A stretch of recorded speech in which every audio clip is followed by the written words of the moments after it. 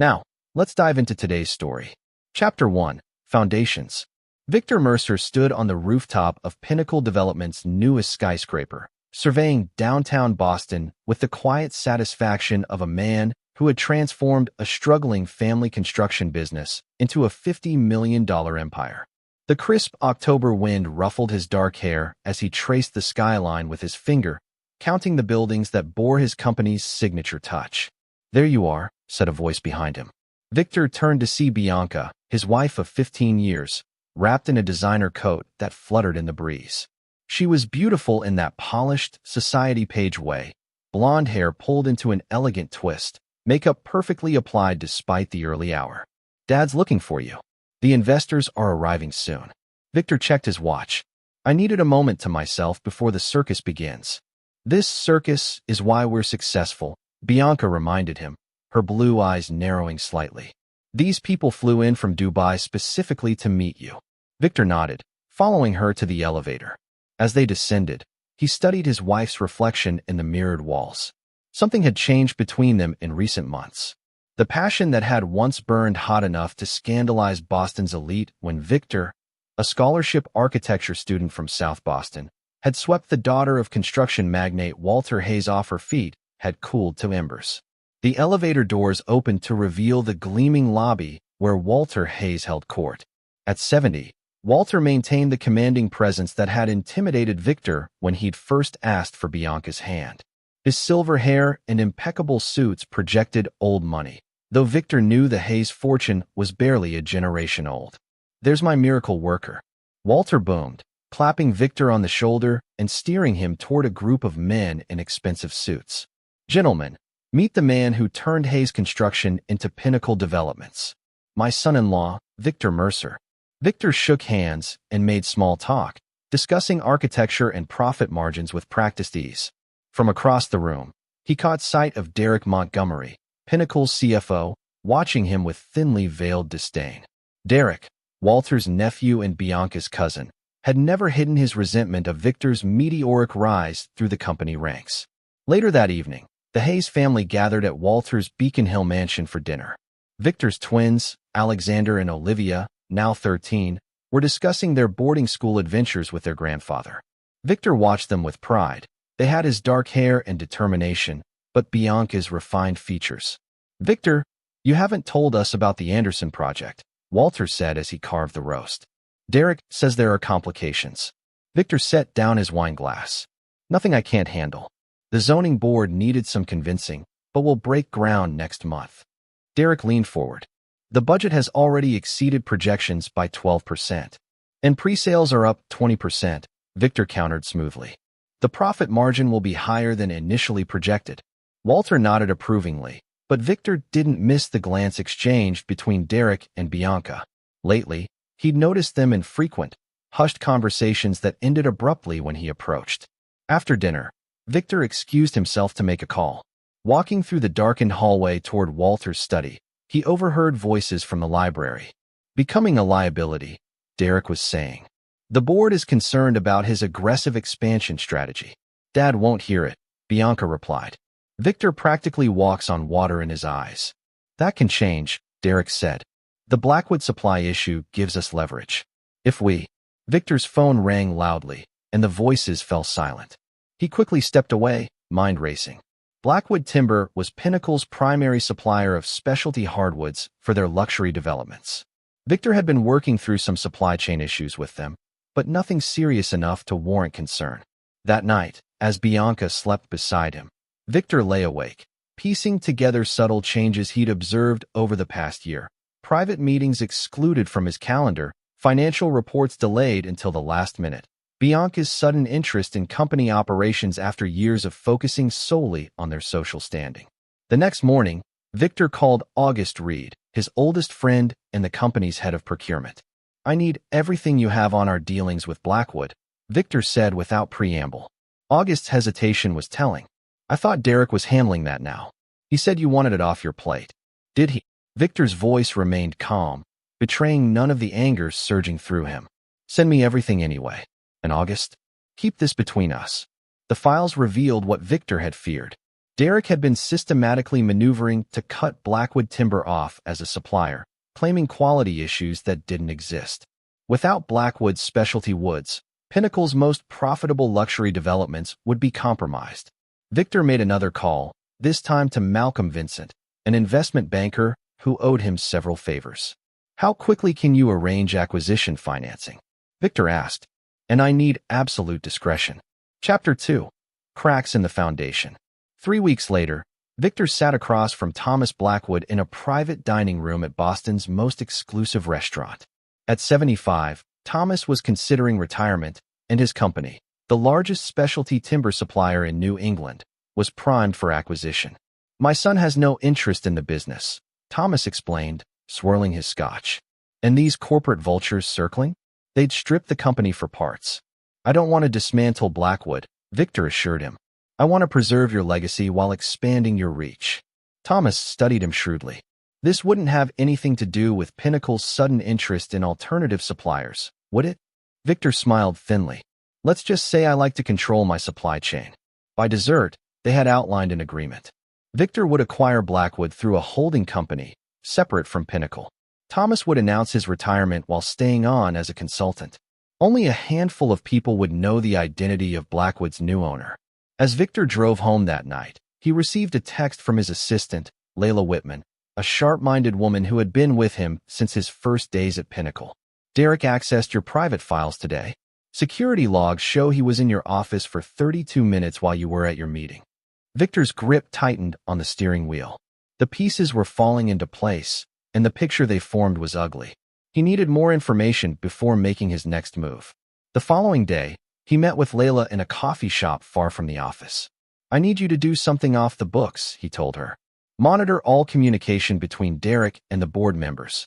And I need Bianca's phone records." Layla's eyebrows rose, but she didn't question him. "There's something else," she said, sliding a folder across the table. "The Whitney Street property?" Derek convinced Walter to sell it to Phoenix Group at a 30% discount. Victor flipped through the documents, his jaw tightening. Phoenix Group was owned by Benjamin Wright, a development magnate known for his unscrupulous business practices, and Derek's former college roommate. "Follow the money," Victor instructed. "I want to know if Derek's getting kickbacks." The next week brought more troubling discoveries.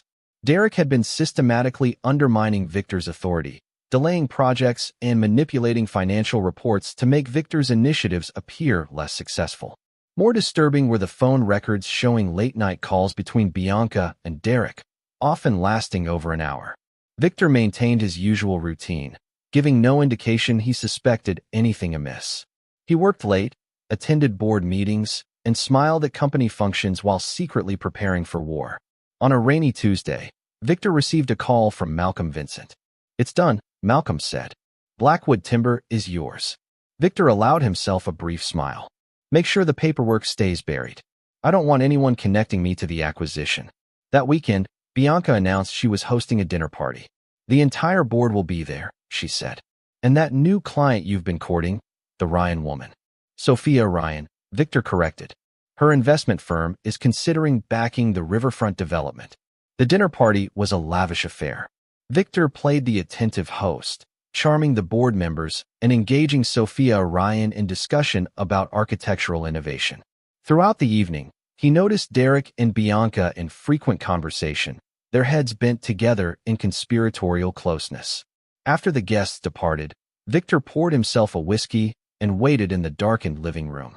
Shortly after midnight, Bianca's phone buzzed with a text message. She read it, glanced at Victor's seemingly sleeping form on the couch, and quietly slipped out of the house.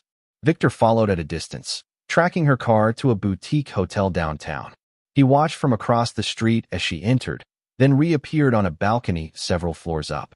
Moments later, Derek joined her, pulling her into an embrace that left no doubt about the nature of their relationship. Victor photographed them with a telephoto lens, his hands steady despite the rage building within him. This wasn't just about infidelity. This was conspiracy, personal and professional betrayal intertwined. The next morning, Bianca returned home before dawn, sliding into bed beside him as if she'd never left. Victor pretended to wake slowly, kissing her cheek and commenting on how deeply she'd slept. The ease with which she lied to him only strengthened his resolve. Chapter 3. The Collapse. 6 weeks later, Walter Hayes called a special board meeting. Victor arrived early, noting the tense atmosphere and hushed conversations that ceased when he entered the conference room. Bianca was already seated beside her father, wearing the pearl necklace Victor had given her for their 10th anniversary. "Thank you all for coming," Walter began once everyone was seated. His gaze rested on Victor, a mixture of regret and determination in his eyes. "I've called this meeting to discuss Pinnacle's leadership structure." Derek distributed folders to each board member. "As CFO, I've prepared a comprehensive analysis of our operational efficiency over the past 18 months. The data indicates significant bottlenecks in our decision-making process." Victor opened his folder, unsurprised by the selectively presented figures that painted his management style as unnecessarily cautious and overly controlling.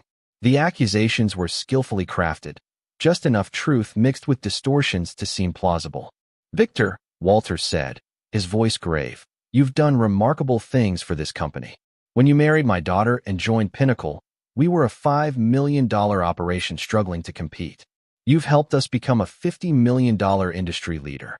Victor maintained a neutral expression. "I sense there's a but coming." Walter nodded. "But the board feels, and I reluctantly agree, that your management style has become restrictive. You're keeping too tight a control on too many aspects of our operation. You've become a bottleneck." "I see," Victor said quietly. "And what does the board propose?" Derek cleared his throat. "A restructuring. Walter would return as CEO, with you stepping into a chief architectural officer role, focusing solely on design while leaving operational decisions to others." "To you specifically?" Victor asked, meeting Derek's gaze. "I would assume the COO position, yes." Victor turned to the board members, men and women he'd worked alongside for years. Their averted eyes told him everything. This had been decided before he'd entered the room. "And if I decline this restructuring?" he asked. Walter's expression hardened. "Then we would have to terminate your employment entirely." A heavy silence fell over the room. Victor closed his folder and stood. "I've given 15 years to this company. I've missed birthdays, anniversaries, and school events. I've worked nights and weekends to build something I believed in." He looked at each board member in turn. "If you feel I'm no longer the right person to lead Pinnacle, that's your prerogative. But I won't be demoted to a figurehead role." Walter sighed. "I was afraid you'd say that." He nodded to his assistant, who opened the conference room door. Victor's blood ran cold as his children entered, followed by several other family members. Alexander and Olivia looked confused, their school uniforms indicating they'd been pulled from classes for this. "What is this?" Victor demanded. "I thought it best we handle this as a family," Walter said. "You've always emphasized the importance of family and business." Victor understood then. This public humiliation was designed to break him, to ensure he left quietly rather than fighting the decision. The presence of his children was meant to shame him into acquiescence. Walter stood, formally addressing the room.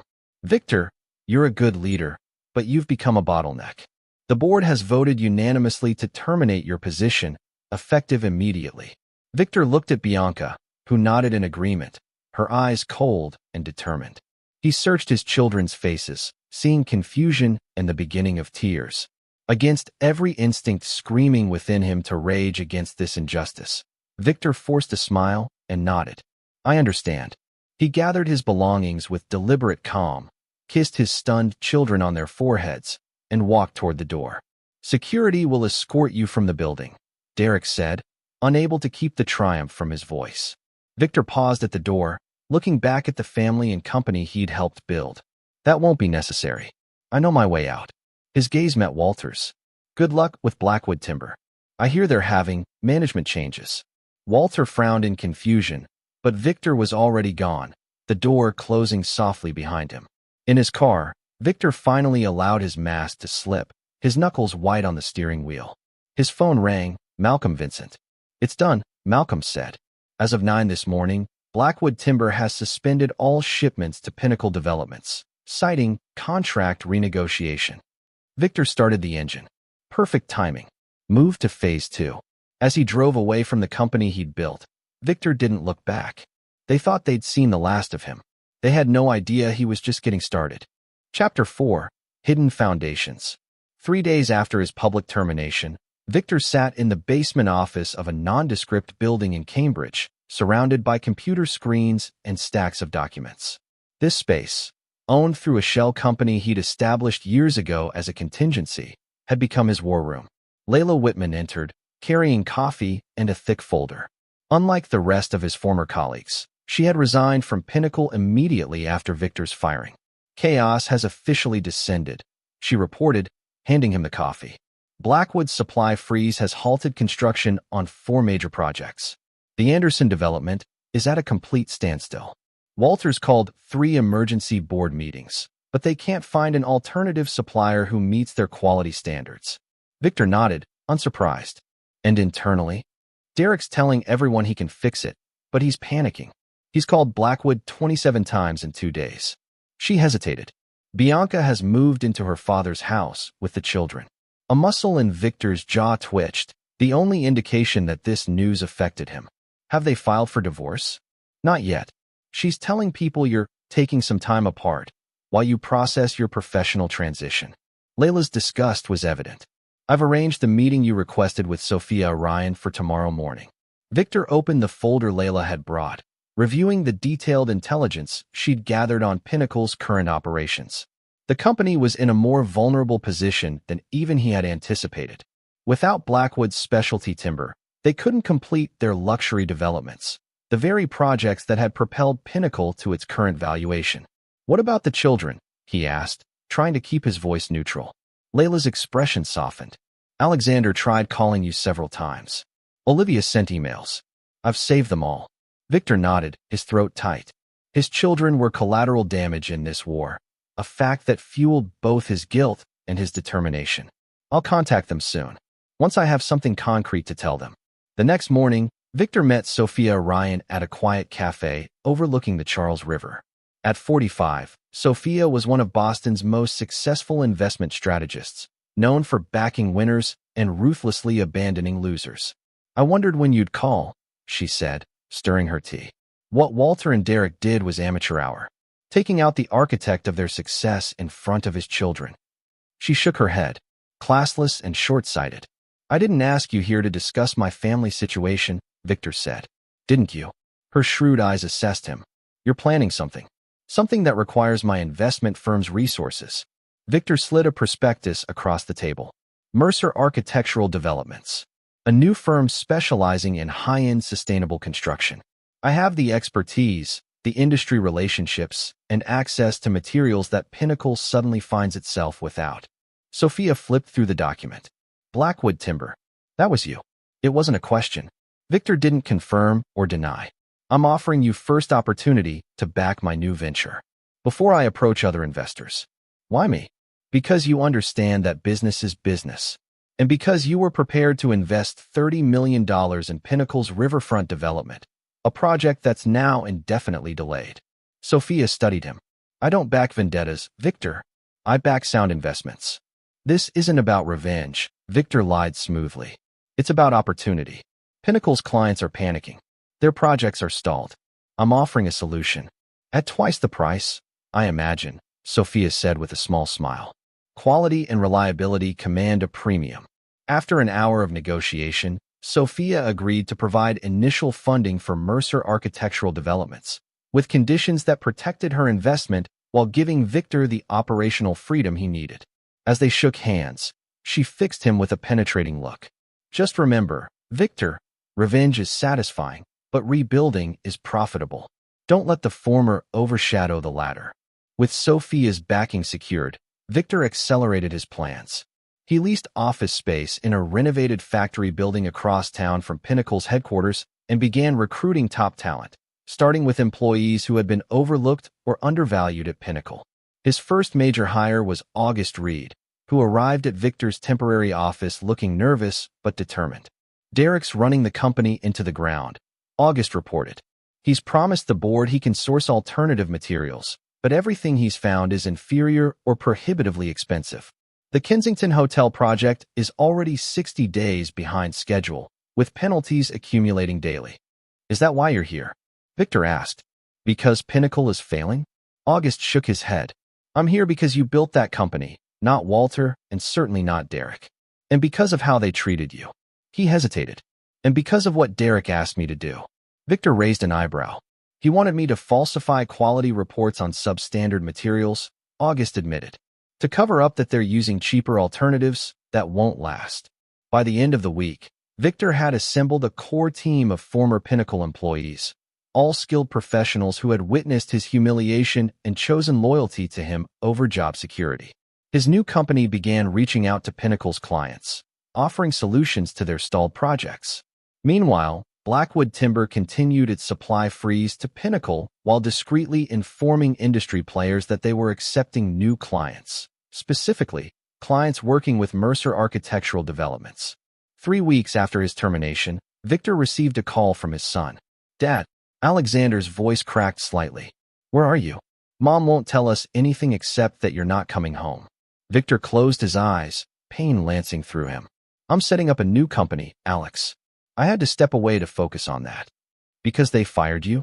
"Grandpa says you made mistakes, but Mom says we shouldn't talk about it." There was a pause. "Olivia cries a lot. She thinks it's her fault somehow." "None of this is your fault or Olivia's," Victor said firmly. "I promise I'll explain everything soon. For now, I need you to be strong for your sister. Can you do that?" After speaking with his children, Victor sat alone in his office, staring at family photos on his phone. The pain of separation from his children threatened to derail his focus.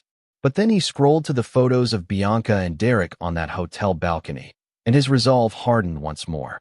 That night, as he reviewed architectural plans for his first major project, Victor received an unexpected visitor. Walter Hayes stood in his office doorway, looking older than Victor had ever seen him.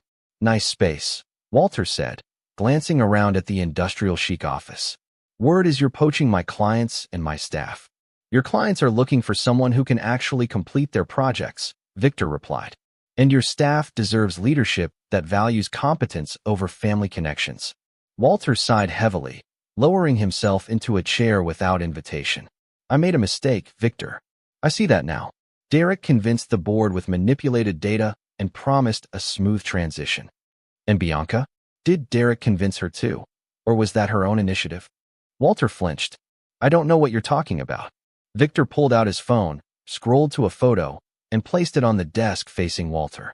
The older man's face drained of color as he stared at the unmistakable image of his daughter in his nephew's arms. "I didn't know," Walter said quietly. "Now you do." Victor put the phone away. "Was there something specific you wanted, Walter?" "I have work to do." Walter straightened, his business mask sliding back into place. "I want to buy Blackwood Timber." "Name your price." Victor's laugh was genuine. "It's not for sale. Everything's for sale at the right price. 10 million above market value." "The right price for Blackwood would bankrupt Pinnacle," Victor said. "Besides, I'm finding it quite useful exactly where it is." Walter stood, his expression hardening. "You won't win this, Victor. One timber supplier doesn't give you the leverage you think it does. It's not about the timber, Walter. It's about what I do with it." Victor turned back to his blueprints. "See yourself out." As the door closed behind his former father-in-law, Victor allowed himself a small smile. Phase 1 was complete. Walter now understood that Victor controlled Blackwood, and by extension, the fate of Pinnacle's most profitable projects. Phase 2 would begin tomorrow. Chapter 5, Constructing Revenge. 6 weeks after founding Mercer Architectural Developments, Victor stood on the podium at the groundbreaking ceremony for the Monarch, a luxury residential tower that had originally been Pinnacle's flagship project. Beside him stood Sophia Ryan and Thomas Blackwood, both smiling for the cameras as Victor described the innovative, sustainable design that would make the Monarch a landmark on Boston's skyline. What he didn't mention was that the Monarch had been Bianca's passion project. She had personally courted investors and spent countless hours with the design team. Now, Victor was building it without her, using the very materials Pinnacle could no longer access. After the ceremony, Victor returned to his growing offices where Layla waited with updates. Pinnacle's stock dropped 12% after the announcement, she reported. Their inability to deliver the Monarch has investors panicking. 3 board members have called demanding meetings with you. Decline politely, Victor instructed, and have legal prepare responses to any potential lawsuits. Walter won't go down without a fight. There's something else, Layla said, her expression grave. Bianca has filed for divorce. She's seeking full custody of the children, citing abandonment and erratic behavior related to professional setbacks. Victor had anticipated this move, but the reality still hit hard. Schedule time with our attorney. I won't fight the divorce, but I will fight for my children. That evening, Victor invited Alexander and Olivia to dinner at their favorite restaurant, a small Italian place where he'd taken them for special occasions since they were small. They arrived escorted by Walter's driver, looking uncertain but eager to see him. "Dad." Olivia threw herself into his arms, while Alexander held back, trying to maintain teenage dignity despite the emotion in his eyes. Over pasta and gelato, Victor carefully explained his version of events, that business disagreements had led to his departure from Pinnacle, and that these professional differences had created strain in his marriage to their mother. "Mom says you're angry and trying to hurt the company," Alexander said bluntly. "Grandpa says you're being vindictive." "I'm building something new," Victor replied. "Something that will eventually benefit both of you. I know this is confusing and painful, but I need you to trust that I'm thinking of your future." "Why can't you and Mom just fix things?" Olivia asked, her voice small. "Uncle Derek says you won't even try." Victor carefully controlled his expression at the mention of Derek. "Sometimes adults have differences that can't be fixed, but nothing changes how much I love you both." After dinner, as the children prepared to leave, Alexander hung back. "Mom's different now," he said quietly. "She's always with Uncle Derek. They think we don't notice, but we do." Victor squeezed his son's shoulder. "Focus on school. Take care of your sister. I'll handle everything else." The next morning, Victor called an all-staff meeting at Mercer Architectural Developments. In just 6 weeks, the company had grown to 37 employees, many of them former Pinnacle staff who had brought valuable expertise and client relationships with them. "As you know, we've secured the Monarch project and begun preliminary work on 3 other developments," Victor announced. "Today, I'm pleased to share that we've acquired Palmer Construction." A murmur ran through the room. Palmer was a mid-sized construction company with an excellent reputation for quality work. "This acquisition gives us control over not just design and materials, but execution," Victor continued. "We're no longer dependent on outside contractors who might have conflicting loyalties." August Reed approached him after the meeting. "Palmer was bidding on 4 Pinnacle projects. With them in our stable, Pinnacle will struggle to find quality contractors willing to work with their substandard materials," Victor finished. Precisely. That afternoon, Victor met with his divorce attorney, a steel-spined woman named Marilyn Travers who had built her reputation representing high-net-worth clients in contentious divorces. "Bianca's claiming abandonment," Marilyn said, reviewing the filings. "That's rich, considering the evidence of her infidelity." "I don't want a public spectacle," Victor said, "but I won't surrender custody of my children." Marilyn nodded. "We'll need to respond to these allegations of erratic behavior. Her filing strongly implies you're pursuing a vendetta against Pinnacle out of spite." "I'm pursuing legitimate business opportunities," Victor replied. "The fact that these opportunities disadvantage my former employer is coincidental." Marilyn's skeptical expression made it clear she didn't believe him, but she didn't press the issue. "I'll draft our response. In the meantime, document all contact with your children.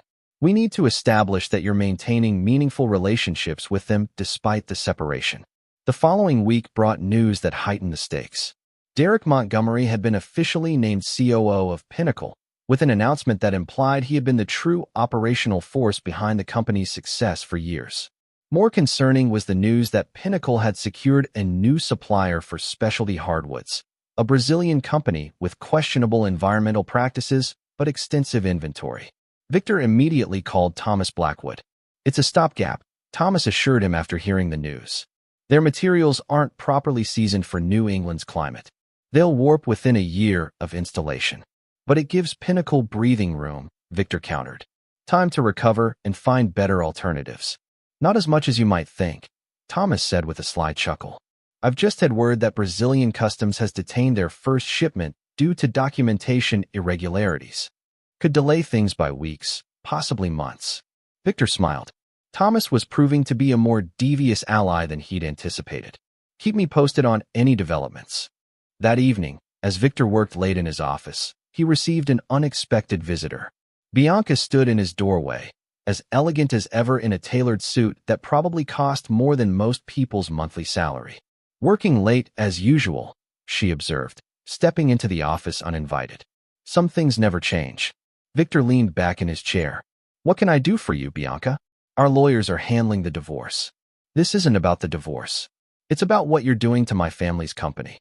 Her blue eyes, once so captivating to him, were cold. "You need to stop this vendetta. It's hurting people who never did anything to you." "Like who, exactly?" "Your father, who fired me in front of my children. The board members who remained silent? Or perhaps you're concerned about Derek?" Victor's voice remained calm, though anger simmered beneath the surface. Bianca flinched at Derek's name. "This isn't about Derek, isn't it?" Victor stood, coming around the desk. "Let's stop pretending, Bianca. How long were you and Derek planning my ouster? How long were you sleeping with him while I worked 60-hour weeks building your father's company?" "It wasn't like that," she protested, but her eyes slid away from his. "Derek and it only happened after things started falling apart between us." "And when exactly was that?" "When I was bringing the company to $50 million in revenue. When I was attending every school function for our children despite my workload. When I was building the very projects that made your family wealthy." Bianca's composure cracked. "You were never really present. Always working, always planning the next project." Derek listened. He understood what I needed. "What you needed," Victor repeated softly. "And what about what our children needed? A stable home? Parents who honored their commitments." "Don't you dare question my commitment to our children," Bianca hissed. "I'm not the one who walked away." Victor's laugh was hollow. "Is that the story you're telling them? That I walked away? Not that you and your father and your lover conspired to push me out of the company I built, humiliating me in front of my family." "It was business," Bianca insisted. "Nothing personal." "Then consider what I'm doing now as just business," Victor replied. "Nothing personal." Bianca stepped closer, lowering her voice. "The children miss you. They're confused and hurt. If you really love them, you'll stop this destructive campaign and work out a reasonable visitation arrangement." "Are you using our children as leverage, Bianca? Threatening to restrict my access to them unless I back off Pinnacle?" Her silence was answer enough. Victor's expression hardened. "Get out of my office. Tell your father and your lover that they haven't seen destructive yet. This is just the beginning." After Bianca left, Victor sat alone in his darkened office, his resolve strengthened by the encounter. He had been willing to negotiate a peaceful divorce for the children's sake, but Bianca's attempt to use them as pawns had crossed a line. He pulled out his phone and dialed Malcolm Vincent. "It's time for Phase 3, he said without preamble. "How quickly can you arrange a meeting with the Hastings Group?" Chapter 6. Stress Fractures. 3 months after his termination, Victor sat in the boardroom of the Hastings Group, one of the largest real estate investment trusts in the country. Across from him sat Ruth Hastings, the formidable CEO who had built her father's local property management business into a national powerhouse. "I've reviewed your proposal," Ruth said, tapping the document before her. "Acquiring a controlling interest in Pinnacle Developments would be an unusual move for us. We typically invest in established properties, not construction companies." "Pinnacle owns 16 premium commercial properties outright," Victor pointed out. "The construction arm is only part of their portfolio. With proper management, those properties alone would justify the investment." Ruth's shrewd eyes assessed him. "And you would provide that proper management, I presume?" "I built most of those properties," Victor said simply. "I know their value better than anyone." "This feels personal, Mr. Mercer. I don't mix business with vendettas." Victor leaned forward. "Pinnacle stock has fallen 28% in 3 months. Their major projects are stalled. Their reputation is suffering. You can acquire a $50 million company for a fraction of its peak value. A company you've been systematically undermining," Ruth noted. "I've been competing effectively," Victor corrected. "If Pinnacle can't maintain its market position against a startup like mine, that speaks to fundamental weaknesses in their operation, weaknesses that predate my departure." After 2 hours of detailed financial discussion, Ruth agreed to consider the proposal. As Victor prepared to leave, she fixed him with a penetrating look. "If we do this, Mr. Mercer, it will be on our terms. We won't be your instrument of revenge." Victor nodded. "Understood. But I think you'll find our interests align remarkably well." That evening, Victor received a call from his daughter. "Dad," Olivia's voice was tentative. "Are you busy?" "Never too busy for you," Victor replied, setting aside the architectural plans he'd been reviewing. What's up? Mom and Uncle Derek are fighting, she said quietly. About you, I think. And Grandpa keeps having these meetings with scary-looking men in suits. Victor frowned. Where are you now? Is Alexander with you? We're at Grandpa's house. Alex is helping me with math homework. Mom went out after the fight. Her voice dropped to a whisper. Dad, is something bad happening to the company? Kids at school are saying things. Business has its ups and downs, Victor said carefully. Try not to worry about adult problems. That's what Mom says too, but she cries when she thinks we can't hear her. After reassuring his daughter and promising to see her soon, Victor contemplated his next move. The emotional toll on his children was the one aspect of his revenge he hadn't fully anticipated. While he had no intention of reconciling with Bianca or abandoning his plans for Pinnacle, he needed to minimize the impact on Alexander and Olivia. The next day, Victor filed a motion requesting an emergency custody hearing, citing concerns about the children's emotional well-being in a household experiencing professional and personal turmoil. His attorney, Marilyn, had advised against this aggressive approach, but Victor was unwilling to leave his children in an increasingly unstable environment. As expected, the filing provoked an immediate and hostile response from Bianca's attorneys. What Victor hadn't anticipated was Walter Hayes showing up unannounced at his office later that day. You've gone too far, Walter said, his face flushed with anger. Using the children as pawns in your revenge scheme? That's rich, coming from the man who fired me in front of those same children, Victor replied. And from the father of a woman who's using them as leverage to protect a failing company. Walter's expression shifted, something like doubt crossing his features. What are you talking about? Ask your daughter about her visit to my office, Victor suggested. Ask her what she offered in exchange for me backing off Pinnacle. Walter sank into a chair, suddenly looking every one of his 70 years. This has all gone so wrong, he murmured. I never wanted it to come to this. You set it in motion, Victor reminded him. You and Bianca and Derek. You thought I'd slink away quietly after being publicly humiliated. You thought wrong. What will it take to end this? Walter asked. Name your price. Money? A public apology? Reinstatement at Pinnacle? Derek's termination? Victor studied his former father-in-law thoughtfully. Are you authorized to negotiate on behalf of the board? Or is this just you trying to protect your daughter and your nephew? The board has given me full authority to resolve this situation, Walter said stiffly. Your competitive activities have created significant concern among our investors. As they should, Victor replied. Here's what it will take. Full custody of my children, with generous visitation for Bianca. Derek's immediate termination. And your retirement. The board can appoint a new CEO of their choosing, provided it's not a Hayes or a Montgomery. Walter stared at him. You can't be serious. You're asking me to dismantle my family's company. I'm asking you to save what's left of it, Victor corrected. Because my next move will leave nothing to save. After Walter departed, visibly shaken by the ultimatum, Victor received word that the Hastings Group was prepared to move forward with the acquisition plan. Ruth Hastings had requested a meeting with him the following day to discuss terms. That night, as Victor reviewed the final details of the Hastings proposal, he received an unexpected text message from Alexander. Uncle Derek just left with suitcases. Mom's locked herself in her room. Grandpa looks like he might have a heart attack. What's happening? Victor stared at the message, a mixture of satisfaction and concern washing over him. It seemed Walter had delivered his ultimatum to Derek and Bianca with dramatic results. He called Alexander immediately. Are you and Olivia okay? He asked as soon as his son answered. We're fine, just confused, Alexander replied. No one will tell us anything. Grandpa's on the phone with lawyers, I think. Pack overnight bags for you and your sister, Victor instructed. I'm coming to pick you up. An hour later, Victor stood in the foyer of Walter's mansion, facing his former father-in-law while Alexander and Olivia waited in his car. This isn't the end, Walter warned, his voice low to avoid being overheard by the household staff. The board hasn't agreed to your terms. They're meeting tomorrow to discuss alternatives. Including the Hastings offer? Victor asked mildly. Walter's expression confirmed that news of the potential acquisition had reached him. Ruth Hastings called me directly. She seems to think I should consider it a lifeline rather than a hostile takeover. She's right, Victor said. The alternative is watching Pinnacle's value evaporate as projects fail, clients leave, and that Brazilian timber warps in your luxury developments. Walter's jaw tightened. Take the children for the night. They shouldn't be here while we sort things out. But this discussion isn't over, Victor. Of course not, Victor agreed.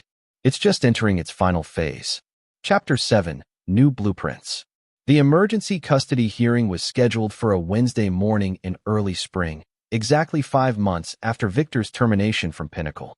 As he entered the courthouse with Marilyn Travers, he noted with surprise that Bianca was alone. Neither Walter nor Derek nor her high-powered attorney were present. When their case was called, Bianca approached the judge and requested a private meeting with Victor before proceeding. The judge, clearly surprised, granted them use of a small conference room with a 20-minute time limit. Once they were alone, Bianca got straight to the point. "I'll agree to joint custody," she said, her composure brittle but intact. "Equal time. No restrictions." Victor studied her carefully. What changed? Bianca's laugh was hollow. Everything. Derek's gone. Left for a position in Chicago after Dad demanded his resignation. The Brazilian timber was a disaster. We've had to recall shipments from 3 projects. And the Hastings group is circling like vultures. She met his gaze directly. "You won, Victor. Isn't that enough?" "This isn't about winning," Victor replied. "It's about what's best for Alexander and Olivia. And you think destroying their mother's family legacy is what's best for them?" Bianca's voice rose slightly before she regained control. "They'll inherit nothing but ashes at this rate." Victor considered her words. Despite everything, Bianca was still the mother of his children. "I don't want to destroy Pinnacle," he said finally. "I built that company too. What I want is acknowledgement of the role I played in protection for my children's future." "What are you proposing?" Bianca asked cautiously. By the time they emerged from the conference room, they had drafted an agreement that went far beyond custody arrangements. Victor and Bianca presented a united request for a continuance to finalize their agreement privately, which the judge granted with visible relief. That afternoon, Victor met with Ruth Hastings to discuss a modification to the Hastings Group's acquisition plan.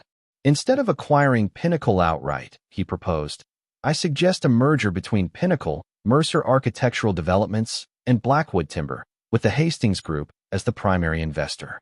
Walter Hayes retires with emeritus status. I return as CEO of the merged entity." Ruth's eyebrows rose. "This is quite a change from your previous position. What prompted this? Reconciliation?" "Let's call it a reassessment of priorities," Victor said. "And what does Bianca think of this arrangement?" "She'll retain her ownership shares and a position on the board, but no operational role." Victor's expression revealed nothing of the tense negotiation that had produced this compromise. "The Children's Trust will hold 20% of the combined company." Ruth studied him thoughtfully. "You know, when we began discussions, I assumed you were motivated purely by revenge. I'm pleased to see there's more strategy than emotion driving your decisions." "Business is business," Victor replied. "Revenge might be satisfying in the moment, but rebuilding is more profitable in the long run." Ruth smiled, recognizing her own words from their first meeting. "I'll take this to my board, but I think we can make this work." The following week, Walter Hayes announced his retirement from Pinnacle Developments. The press release cited health concerns and a desire to spend more time with his grandchildren. No mention was made of the company's financial troubles or the departure of Derek Montgomery. Simultaneously, Mercer Architectural Developments issued a statement confirming ongoing discussions about a potential merger with Pinnacle, with Blackwood Timber as a key component of the combined entity. Business analysts speculated wildly about the surprising development, with most failing to connect Victor's unceremonious departure from Pinnacle with the current restructuring. For the first time in months, Victor had dinner with his children in their family home, a home he had not entered since the day of his termination. Bianca was conspicuously absent, having arranged to be out during his visit. "Are you and Mom getting back together?" Olivia asked hopefully as Victor helped her with a science project. "No, sweetheart," Victor said gently. "But we're working together to make sure you and Alexander are taken care of." "What about the company?" Alexander asked. "Grandpa says you're coming back." "In a way," Victor confirmed. "Things will be different, but better. More stable." Later that night, after the children were asleep, Victor walked through the house that had once been his home, noting changes that reflected his absence. Family photos had been rearranged, his books removed from shelves, his office repurposed into a sitting room. It was as if Bianca had tried to erase all evidence of their 15 years together. In the kitchen, he found a half-empty bottle of the expensive scotch he'd favored. On impulse, he poured himself a small measure and took it out to the back patio where he'd once spent summer evenings with his family. He was still there, contemplating the stars, when Bianca returned. She hesitated in the doorway, clearly surprised to find him still present. "I thought you'd be gone by now," she said, wrapping her cardigan tighter against the spring chill. "Just finished," Victor replied, raising his glass slightly. "Hope you don't mind." Seemed ashamed to waste good scotch. Bianca sat in a chair across from him, maintaining careful distance. Walter called. "The board has tentatively approved the merger framework, pending the Hastings investment." Victor nodded. "Ruth called me with the same news." They sat in silence for a moment, the weight of their shared history and broken marriage hanging between them. "Was it worth it?" Bianca asked finally. "All of this, destruction, just to prove you couldn't be discarded." Victor considered the question. "I didn't plan this, you know. Not initially. I acquired Blackwood as insurance against exactly the kind of maneuver Derek was planning. The rest evolved as circumstances changed." "That's not an answer." "I know." Victor finished his scotch and stood. "For what it's worth, I'm sorry it came to this. Not for what I did, but for what it cost the children." Bianca's laugh was bitter. "Still no regrets about breaking apart our family?" "Our family was already broken, Bianca. You and Derek saw to that long before I was fired." Victor set down his empty glass. "I'll pick up the children on Friday, as agreed." As he walked to his car, Victor felt a curious lightness. The all-consuming desire for revenge that had driven him for months had ebbed, replaced by a clear-eyed focus on rebuilding, not just a company, but a future in which his children could thrive, even with their family forever altered. Chapter 8. The Keystone. 2 weeks before the official announcement of the merger, Victor sat in a conference room with Walter Hayes, Ruth Hastings, and Thomas Blackwood, finalizing the structure of what business media had already dubbed Boston's construction powerhouse of the future. "The Hastings Group will hold 30%, Ruth confirmed, reviewing the ownership breakdown. "The Hayes family trust 25%. The Mercer Children's trust 20%. Blackwood family interests 15%. And the remaining 10% divided among key executives and board members." Walter nodded, his expression resigned but professional. He had aged visibly in the months since Victor's termination, the stress of Pinnacle's near collapse etched into the lines of his face. "And management structure?" Thomas Blackwood asked, glancing between Victor and Walter. "Victor Mercer as CEO," Ruth stated firmly. "Walter Hayes as chairman emeritus for 2 years, after which the board will elect a new chairperson. Thomas Blackwood continues as president of the Blackwood Timber Division. August Reed as COO of the combined entity." Victor watched Walter carefully, noting the minute tightening of his jaw at the confirmation of August's promotion. August had been Derek's direct competitor at Pinnacle for years, consistently overlooked for advancement despite superior performance. "Any objections?" Ruth asked, her tone making it clear she expected none. Walter shook his head. "The arrangement is acceptable." He glanced at Victor. "Though I would like to discuss the name of the combined entity privately with Mr. Mercer." After the meeting concluded, Walter asked Victor to remain behind. Once they were alone, the older man seemed to deflate slightly, the corporate mask slipping to reveal genuine weariness. "I've spent 45 years building Hayes Construction into Pinnacle Developments," Walter said quietly. "My father started with a single truck and 3 employees. Now we're being absorbed into Mercer Architectural Holdings." Victor leaned back in his chair. "Is that what this is about? The name? Legacy matters, Victor. You'll understand that someday, when Alexander is deciding whether to follow in your footsteps." Victor considered the man before him, once an intimidating figure who had reluctantly welcomed him into the family business and later orchestrated his humiliating exit.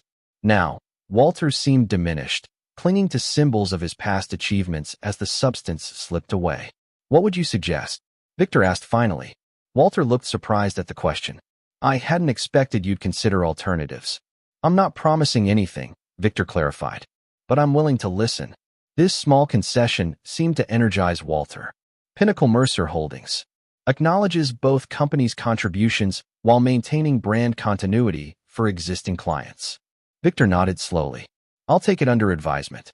But Walter, this isn't just about names. This is about ensuring nothing like what happened to me ever happens again. To anyone. I understand that, Walter said stiffly. And for what it's worth, I regret how things were handled. It wasn't exactly an apology, but it was the closest Walter Hayes would likely come to admitting error. Victor accepted it with a nod before gathering his papers to leave. One more thing, Victor said at the door. Bianca's position on the board. It's conditional on her completing an MBA and serving a year on the board of another company first. She needs to earn her place through more than bloodline. Walter's expression tightened, but he nodded agreement. She's already applied to business school. The following day, Victor met with the architects and designers who would create the headquarters for the newly merged company. The location had been carefully chosen. Neither Pinnacle's current offices nor Mercer's temporary space, but a historic building in Boston's Innovation District that would be completely renovated to showcase the company's commitment to blending tradition with forward-thinking design. As he reviewed the preliminary sketches, Victor's phone buzzed with a text from Alexander.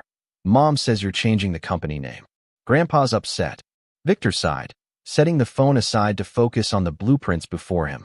The complicated dynamics of his fragmented family continued to intrude on business matters, reminding him that personal and professional were never truly separate. That evening, Victor hosted a small dinner at his new penthouse apartment for the core team who had followed him from Pinnacle and helped build Mercer Architectural Developments. August Reed, Layla Whitman, and half a dozen others gathered to celebrate their vindication and discuss their roles in the merged company.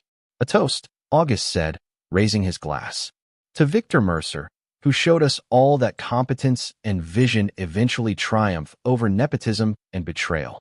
And to all of you, Victor responded, who took a risk on a man who'd just been publicly fired. Your loyalty won't be forgotten. Later, as the party wound down, Layla approached Victor on the balcony where he stood contemplating the city lights. Something's bothering you, she observed. Second thoughts about the merger? Victor shook his head, just thinking about costs and benefits. We won, but at what price? Your marriage was already over, Layla said bluntly. And the children will be better off with a father who stood up for himself than one who let himself be humiliated and discarded. Perhaps, Victor acknowledged. But there will be scars. For all of us. The next morning brought news that Derek Montgomery had been fired from his new position in Chicago after less than 3 months. The official statement cited irreconcilable differences regarding management approach, but industry insiders whispered about cost-cutting disasters and alienated clients. Victor received this information from Bianca, who called him directly for the first time since their custody arrangement had been finalized. Did you have something to do with this? She demanded without preamble. With what? Victor asked, though he could guess the subject of her concern. Derek's termination. He says someone has been contacting his clients, his bosses, sharing details about his missteps at Pinnacle. Victor's laugh was genuine. I've been rather busy managing a merger and rebuilding my relationship with my children. I don't have time to sabotage Derek's career.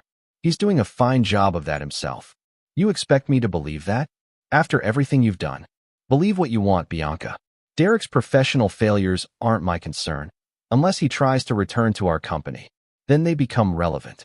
After Bianca hung up, Victor sat thoughtfully at his desk. He hadn't actively undermined Derek's new position. He hadn't needed to.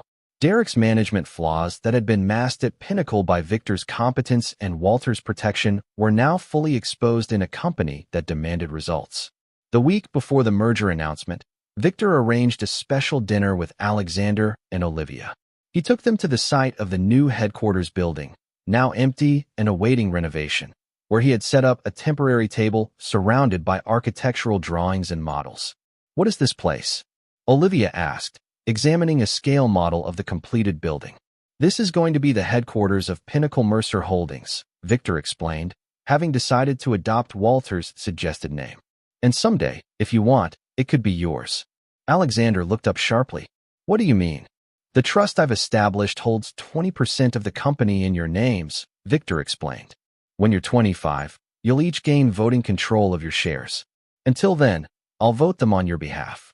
Mom says the company almost fell apart because of your fight with Grandpa, Alexander said cautiously. Victor nodded. That's partially true. But what really happened is more complicated. He gestured to the chairs. Sit. There's something I need to explain to you both.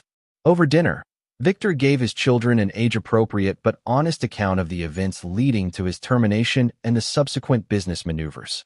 He didn't mention Bianca's affair with Derek, focusing instead on the professional betrayal and his response to it. The lesson here isn't about revenge, he concluded. It's about preparation, strategy, and self-reliance. I was able to rebuild because I had developed skills and relationships that no one could take from me. That's what I want for both of you. Is that why you're making Mom go back to school before she can be on the board? Olivia asked perceptively. Victor smiled. Yes, your mother is intelligent and capable, but she's never had to prove herself outside the family context. This is her opportunity to do that. As they finished their dessert, Victor presented each child with a small box. Inside were business cards reading Alexander Mercer, Junior Associate, and Olivia Mercer, Junior Associate. These aren't just for fun, Victor explained. Starting this summer, you'll both spend 2 weeks at the company learning different aspects of the business. Every summer until college, you'll take on more responsibility, if you want to. And if we don't want to? Alexander asked. Then you'll find your own path, Victor assured him. The shares will still be yours. But I hope you'll at least learn enough to be responsible owners, even if you choose different careers. The children's enthusiasm for this plan, especially Olivia's excited questions about whether she could design buildings someday, confirmed Victor's decision to refocus on building a legacy rather than merely executing revenge. The day before the official merger announcement, Victor invited Walter Hayes to his office for a private meeting. The older man arrived punctually, his demeanor formal but no longer openly hostile. I wanted you to see this before it goes public, Victor said, handing Walter the press release that would announce the formation of Pinnacle Mercer Holdings. Walter read it carefully, nodding his approval at the emphasis on combined strengths and shared heritage. This is fair, he acknowledged. More generous than I expected, frankly. I'm not interested in erasing Hayes Construction's history, Victor said. It's part of my children's heritage, too. Walter's expression softened slightly. They're good kids. Resilient. They've handled all this better than the adults around them. They shouldn't have had to handle it at all, Victor pointed out. But yes, they're impressive people. They get that from both sides of their family. Walter hesitated, then pulled a small box from his pocket. I was going to give you this when you made partner, years ago. Then when you married Bianca. Then when you took Pinnacle to $25 million. I always found reasons to wait. He pushed the box across the desk. I shouldn't have waited. Inside was a set of gold cufflinks, simple but elegant, engraved with the original Hayes Construction logo. These were my father's, Walter explained. He wore them the day he signed his first major contract. Victor was genuinely touched by the gesture. Thank you. I'll wear them tomorrow for the announcement. As Walter rose to leave, he paused at the door. For what it's worth, Victor, firing you was the biggest mistake of my career. Not because of what happened after, though that's been painful enough, but because you were the best thing that ever happened to our company. I was too proud to admit it then. After Walter left, Victor stood at his office window, the cufflinks in his palm. The revenge he had so meticulously planned and executed had evolved into something more nuanced. Not forgiveness, exactly, but a recalibration. He had proven his point. Now it was time to build something that would outlast all of them. Chapter 9. The Final Nail. 1 year after the formation of Pinnacle Mercer Holdings, Victor stood on the stage at the grand opening of the Monarch, the luxury residential tower that had once been the flashpoint of his conflict with Pinnacle. Now completed under the merged company's banner, it stood as a testament to Victor's vision and to the power of controlling your own supply chain. Beside him stood Ruth Hastings, Walter Hayes, visibly frielier but still commanding, and a selection of company executives including August Reed. The ribbon-cutting ceremony attracted business media from across the country, all eager to document the successful merger that industry analysts had initially viewed with skepticism. Today marks not just the completion of the Monarch, Victor told the assembled crowd, but the successful integration of 3 companies into a market leader that honors tradition while embracing innovation. The media coverage was overwhelmingly positive, focusing on the company's innovative materials sourcing, architectural excellence, and financial performance. The merged entity had already exceeded first-year projections, with stock prices rising steadily and new projects secured through strategic partnerships. After the ceremony, Victor hosted a private reception for key clients and executives in the penthouse of the monarch. As he circulated among guests, he spotted Bianca entering with her father. Her year at business school had changed her. She carried herself with a new confidence that had nothing to do with her designer clothes or family name. They acknowledged each other with polite nods but maintained their distance, a dynamic their children had sadly grown accustomed to over the past year. Alexander and Olivia divided their time equally between parents, and while the arrangement wasn't perfect, it provided stability they had initially lacked. Walter made his way to Victor's side, moving more slowly than before, but still capable of commanding attention.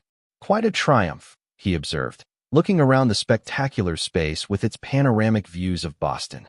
This building was nearly the end of Pinnacle. Now it's the crown jewel of Pinnacle Mercer. "Everything can be repurposed with the right vision," Victor replied. "Buildings, companies, even relationships." Walter studied him thoughtfully. "You never did tell me what happened with Derek after Chicago." Victor's expression revealed nothing. "Last I heard, he was working for a small development firm in Arizona. Starting over, I imagine." What Victor didn't share was his knowledge that Derek's professional disgrace had been more orchestrated than Bianca realized. While Victor hadn't directly sabotaged Derek's position in Chicago, he had ensured that documentation of Derek's management failures at Pinnacle, including attempts to source substandard materials and falsify quality reports, had reached the right people at the right time. Victor had also made certain that Derek's pattern of personal indiscretions with colleagues' spouses became known in industry circles, creating a reputation that made him toxic to any company concerned with corporate culture and ethics. It wasn't public humiliation. Victor preferred more subtle methods, but Derek Montgomery would never again hold a position of significant authority in their industry. The man who had conspired to oust Victor and who had betrayed his marriage would spend the rest of his career in professional purgatory, always aware of what he had lost and who had engineered his fall. Later that evening, as the reception wound down, Ruth Hastings joined Victor on the balcony. "The board is extremely pleased with the first-year results," she said. "Your leadership has exceeded our expectations." "The foundation was solid," Victor acknowledged. "It just needed the right structure built on top of it." Ruth smiled at the architectural metaphor. "And what's next?" "You've rebuilt the company, established your children's legacy, and effectively removed your opponents from the field. What drives Victor Mercer now that the revenge phase is complete?" Victor gestured toward the skyline. "There's a post-pandemic commercial revival happening.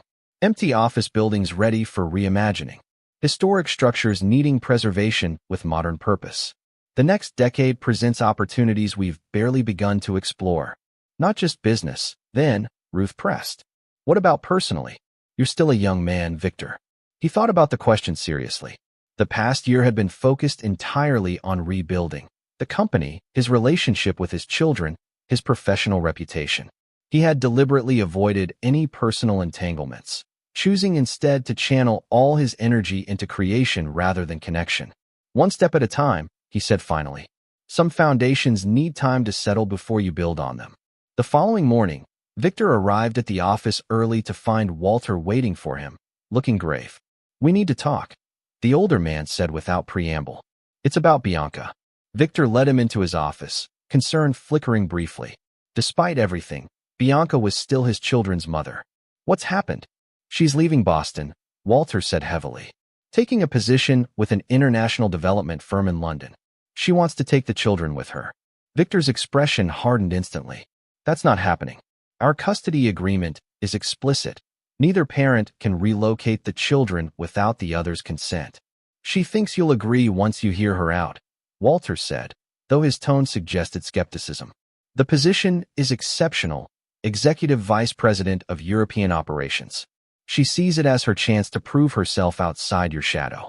At the expense of separating the children from me?" Victor shook his head. "Absolutely not." Walter sighed. "I told her as much. But she's determined. Says it's time she put herself first for once." After Walter left, Victor sat motionless at his desk, cold rage building within him. After everything, the careful reconstruction of family relationships, the delicate balance established for the children's sake. Bianca was willing to disrupt it all for her career ambitions. He called his attorney immediately, then reached out to the children's school to ensure they couldn't be removed without his knowledge. By afternoon, he had a temporary emergency order preventing Bianca from leaving the state with the children pending a full hearing. That evening, he met with Bianca at a neutral location, a private dining room at an upscale restaurant where they had once celebrated anniversaries. "You had me served with legal papers at my father's house," she said as soon as they were alone, anger evident in her rigid posture. In front of the children. "You were planning to relocate my children to another continent," Victor replied evenly. "What did you expect?" "Our children," Bianca corrected. "And I expected you might at least hear me out before launching legal missiles. The position in London is extraordinary, Victor. Career-defining. I'm sure it is. Take it. But the children stay here, in the schools they know, with friends and family around them. With both parents accessible." Bianca leaned forward. "This is my chance to show them, especially Olivia, that women can lead global companies. That we don't have to remain in the shadow of men who think they know better. Don't use our children as props in your self-actualization narrative," Victor said coldly. "If you want to inspire Olivia, show her that a mother keeps her commitments and prioritizes her children's stability. Like you prioritized them when you were systematically destroying their grandfather's company." Bianca shot back. "I was fighting for their future," Victor countered. "Fighting to show them that competence matters more than connections. That principles aren't negotiable. What principle are you defending by dragging them to London? Your right to personal fulfillment at their expense." Their argument continued in circles, neither willing to concede. Finally, Victor laid out his position with unmistakable clarity. "Here are your options, Bianca. Option 1. Stay in Boston, continue our current custody arrangement, and advance your career locally. I'll personally recommend you for executive positions at 3 different development firms where I have influence." "And option 2, Bianca asked tightly. "Go to London alone. Visit the children during school breaks. Communicate via video calls. And understand that if you choose your career over your presence in their daily lives, that's a message they'll receive loud and clear." "You're asking me to choose between my children and my career." "No," Victor corrected. "I'm asking you to choose between your children and your ego. Your career can thrive here. This is about you wanting to escape the shadow of our failed marriage and your father's company." Bianca stared at him, recognition dawning in her eyes. "You engineered this, didn't you? This London offer. It's too perfect, too tailored to my ambitions. You knew I'd be tempted." Victor's smile was cold. "I may have mentioned your qualifications to certain international contacts. The rest was your doing." "Why?" she demanded. "Why set this trap?" "To see what you would choose," Victor replied simply. "To confirm what I've suspected since you stood beside your father and nodded agreement as he terminated me in front of our children. When forced to choose between personal ambition and family commitment, you consistently choose the former." He stood, placing his napkin precisely on the table. "I don't need to fight you in court, Bianca. You've already lost. Because regardless of legal custody arrangements, our children are watching. They're old enough now to understand choices and consequences. They're watching you pack for London while I help with their science projects and attend their soccer games."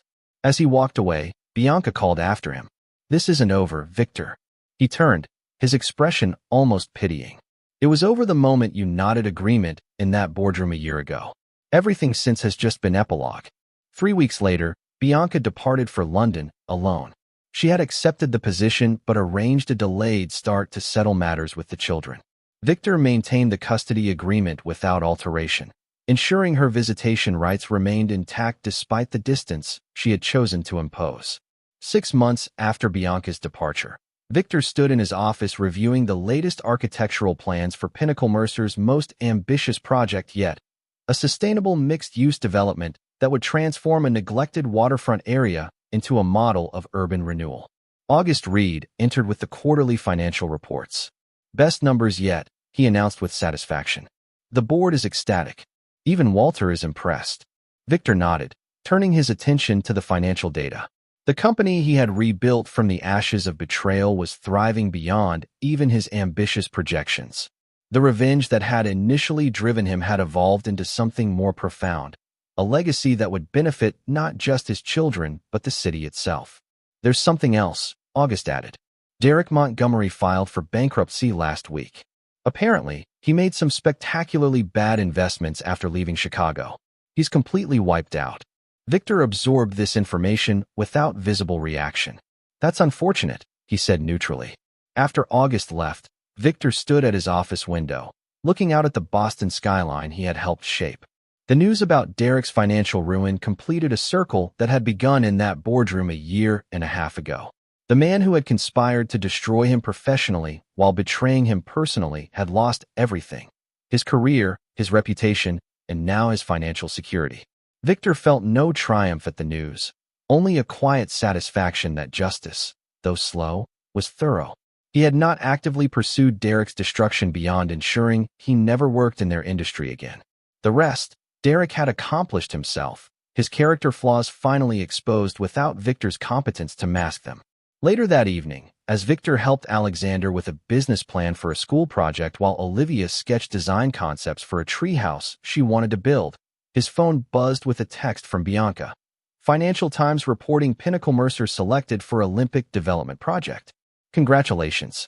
You've won on every front. Victor read the message but didn't respond. There was nothing to say. This wasn't about winning or losing anymore. It was about building something that would outlast all of them. A company, a legacy, and 2 children who understood the value of integrity, strategy, and unwavering resolve. As he looked at his children, focused intently on their projects, secure in their father's presence, Victor knew that the true victory wasn't the company's success or his vindication or even his opponent's downfall. The victory was sitting across from him at the kitchen table, wearing his determination and intelligence in their young faces, learning lessons about commitment and consequence that would serve them long after the memory of boardroom betrayals had faded. Victor Mercer had been terminated in front of his whole family, but he had rebuilt everything stronger than before, everything except the relationships that had proven unworthy of preservation. Those he had discarded with the same ruthless precision with which he designed his buildings, analyzing structural weaknesses, removing compromised materials, and replacing them with elements that could withstand any storm. The revenge was complete. The reconstruction could continue. This is where our story comes to an end. Share your thoughts in the comments section. Thanks for your time. If you enjoy this story, please subscribe to this channel. Click on the video you see on the screen, and I will see you there.